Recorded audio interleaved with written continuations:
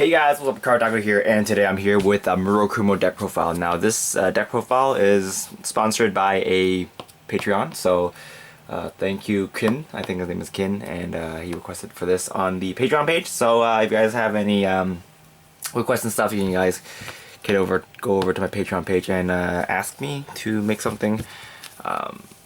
Yeah, so right now this build is heavily inspired by the a build that popped in Japan, so it looks kind of weird, but I tried it out and it does work very well. I did do some tweaking with some of the lineups, so yeah, but for the most part it's quite similar to that deck, and yeah, so let's just get out right into the deck profile. So for the starting Vanguard, we are running 2 of the Onifuro. His skill is Generation Break 1, Soul Blast 1, bounce this unit back to your hand. During your main phase, you may pay the cost. If you do, look at the top 3 cards of your deck. If you do, choose one of those units and call them to a Rubout Circle, and shuffle your deck. And then at the end of the turn, put the called unit back to the bottom of your deck.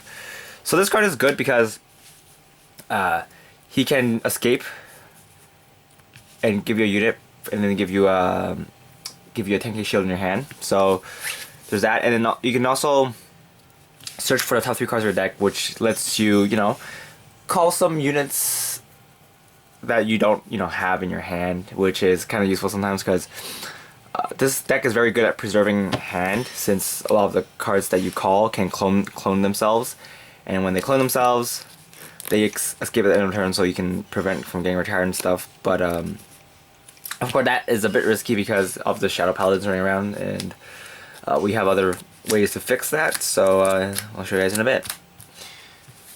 So, for the grade 3s, we're running for Magatsu Typhoon. He's the Legion Revival for Magatsu Storm. Skill is, when this card legions, you may choose up to 5 Magatsu units, Magatsu rear guards, and during this turn they get 5,000 power and the boost ability. So basically, your grade 3 Magatsus will be 15k and 16k boosters.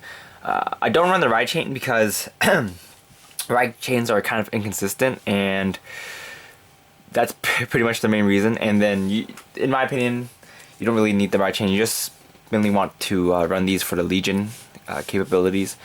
And he is kind of good for final pushes, because you do have very big rear guards, and this deck does run stand triggers, so it does help. So, alright, his second skill is once per turn, choose a card in your hand, discard it, and then if you do, choose a card in your Vanguard Circle and with the same name as a card on your Vanguard Circle and call it to rear guard. If you do, at the end of the turn, it bounce back to your hand. So this skill is mainly used to set up for his Legion, and you can get a card in your hand to Shride next turn. So there's that. It's quite useful. It's just in case if you don't have any, if you can't Shride for some reason, then you can search for a Magatsu unit. And it also set up for his Legion skill, so not bad. Next, we're running 3 Magatsu Storm. Since we're only running 3 Magatsu Storm, we don't have to worry about his limit break. He's mainly here for Shride fodder, and he's here to be the Legion mate for Magatsu Typhoon. Next, we run 2 of the Fathoming Stealth Rogue Yasuie. His skill is once per turn, when a card is put back into your deck by one of your card effects, you can look for your deck for a card with the same name and call it to a Rubout Circle. So it makes your clonings permanent, sort of, which is good for matchups against Shadow Paladin. Second effect is the Shride bonus. Counter lasts 1. When a unit strides on top of this unit, you may pay the cost. If you do, choose one of your rear guard and search your deck for up to 2 cards with the same name, and at the end of the turn, return those cards back to your bottom of your deck. So this is used to set up for your Homura rider. this guy here. So it's pretty good. It's really easy to set up for his effect, and that's how you're mainly gonna do it, because it's actually you can also use the stand triggers too, but this effect is still quite good. Alright. Next, we are running 2 of the Legion Mate for the card that we don't run. I think his name is Kuzo Noha. Her skill is Soul Blast 1. When this card's called to Rubout Circle while your Vanguard's in Legion, you may pay the cost if you do. Search a card except for Kuzo Noha from your deck, from your field. Basically, you copy a unit that's not her. And then at the end of turn, that card is put back to the bottom of your deck. So basically, when you call this card, you can target another unit on the field and then call it from the deck. So she's quite good, but since we don't run a full-on Legion deck, and when you shred you can't really use her effect, we only run 2, but she's quite useful. She sets up your deck sets up your field quite nicely. And you know, of course, this deck is all about tapping and running away, so you know, good stuff. Next, we're running the Generation Brick 1 12k attackers. Mainly have them here because we run stand triggers, and you wanna hit those numbers. And if you have this here while you're in Legion, and you have like this thing here, it's a 27k column, I believe, which is quite scary. So not bad. On the turn you Legion at least. So yeah. Next, we are running 4 of this guy. Rune Star. Skill is Generation Brick 1, counter loss 1. When this card attacks while it's boosted, you may pay the cost. If you do, search your deck for 1 Rune Star, and then call it. And then at the end of the turn, that card bounces back to your hand. So basically, he is a +1, just like most of the other ones, except he's not, in my opinion, he's not as good as the other ones, since he only searches for himself. But the good thing is that he does add back to your hand, which then you can use as a shield next turn. Again, this deck is quite good at building advantage by not actually calling out units, so it's quite strong in that aspect. And he does help you get in more attacks because of, you know, stuff. So basically, if you don't have enough attacker, you can just pop his effect out, have a setup booster or something, or if he has an interceptor, you can just attack, use his effect, call him the one attack interceptor, or if you have another booster, just attack again. You're probably not going to use the effect another time after you use the first one in the same turn, because you do want the card to bounce back to your hand. I mean, if you call 2, it does both of them bounce back to your hand, but you don't want to do that because it's you want to preserve some of the cards on your field if you're playing against Shadow Paladin, because that is one of the main concerns still. So yeah. Next, we are running 4 Shrine boosters, Shrine enablers, what do you want to call it. He searches for Yasui, so good stuff. This deck really depends on how you want to go about it against, you know, what matchup you want to go against. Since running 4, it's pretty easy to get one of these and then just discard a Storm or Typhoon in order to search for Yasui. So running 4. Also, there's not too many great ones in this deck. So yeah. Next, we are running 4 of the promo that came in the what's it called? The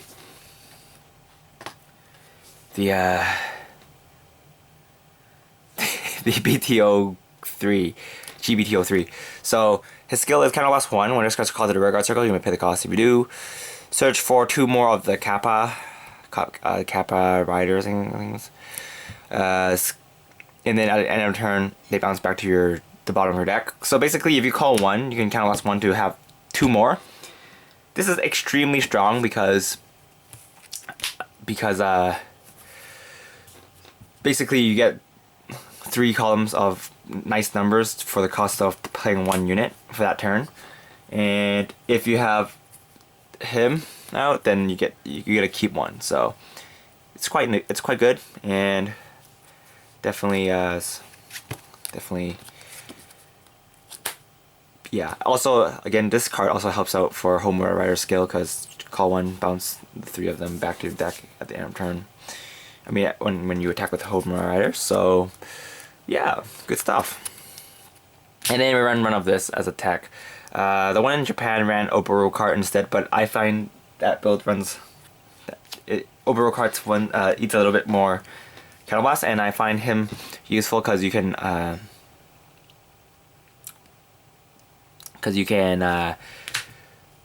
Soul Blast 1, which helps out for legioning sometimes.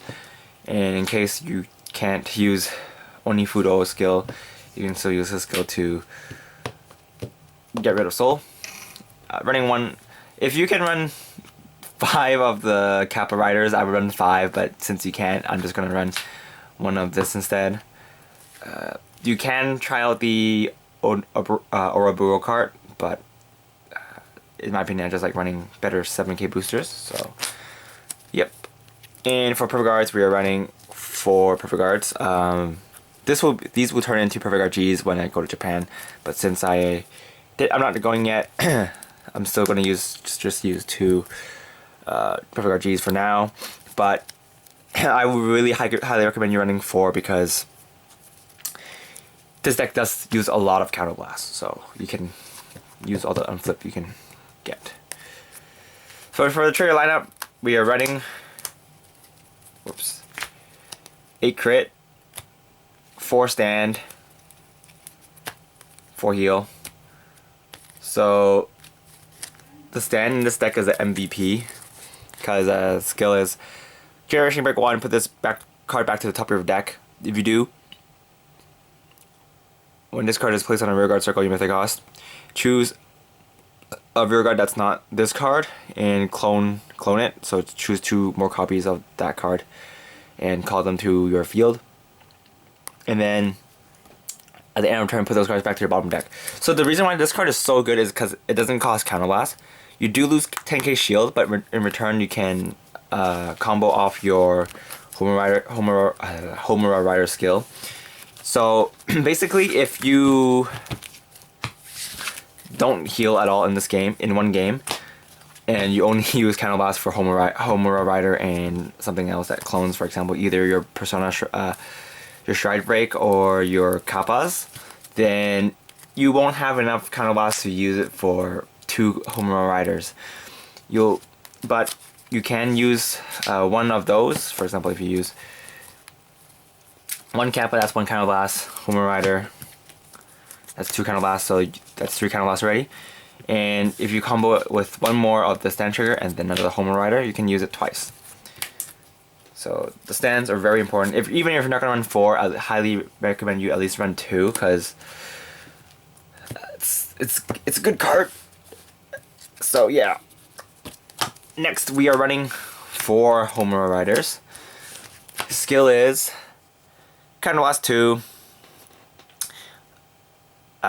If you have choose a copy of himself and flip the face up. So it's a G Persona Blast, and then he gets a new skill that turn. When this card attacks at the end of the battle, you may choose a rearguard. If you have 3 of the same rearguard with the same name, you can put them back into your deck. If you do, restand this unit and then shuffle your deck.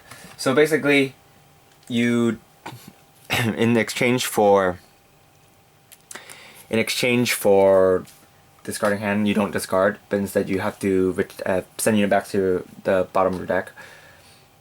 So it's kind of like Shadow Paladins, except instead of retiring them, they just ninjutsu out of your field. So it's quite good. Of course, if you do use this, you are susceptible to some susceptible to some Shadow Paladin play. So again, I highly caution you to watch out. There's a lot of players that herp derp, do whatever they want, and then not realize what they have done to themselves the next turn while they're playing against Shadow Paladins. Diablo is still very powerful, so highly warn you guys to think carefully before you play. Next, we are running the card that came out in Fighter's Collection. His skill is, when a unit is called to Rubout Circle, if the number of the same name unit is 2 or more of the unit that you called, this turn it gets a new skill and 2,000 power. So the new skill is, this unit can attack the back row. So basically, if you have some nice attackers, for example, if you call out multiple of these, where is it? Multiple of these, so you clone it or something, then you can attack with all of these. So you go, we attack your Vanguard for 14k, we attack your Vanguard for 14k, we attack your Vanguard for 14k, we attack your Vanguard for 14k. So you can just cheese your opponent. Obviously this might not always happen, but when it does, it's quite lulz. So yeah, he's a quite nice card. I'd highly recommend running this card over running the Ushimitsu Train, because, well, Utsumitsu Train is, I believe it's an on-hit effect, so don't really recommend running this. So yeah, attacking from the back row is very powerful. So yeah, and last but not least, we run one Shirayuki. Since we don't run Shirayuki in this deck, but her effect still works. Her skill is, when this card is called to Vanguard Circle, you may choose a heart and call that unit, and then call that unit from your deck, same name unit from the deck. And if you do, at the end of the turn, it goes back to the bottom of your deck. So basically, since we don't run Shirayuki, you don't have to worry about the Shirayuki part of the effect. But basically, you just call out a unit, and at the end of the turn, it goes back to your deck, your heart.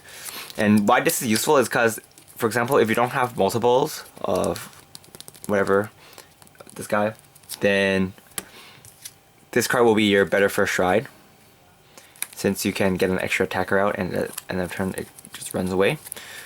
So yeah, that's pretty much it for this deck profile. Not much to say about it. It's pretty consistent, and it's very powerful. It has a lot of burst energy, burst attack, and the cloning mechanic is pretty fun.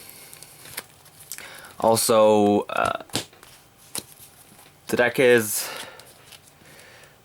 quite cheap to build, if I remember correctly. So, you know, if you guys are on a budget, this deck is definitely something worth considering.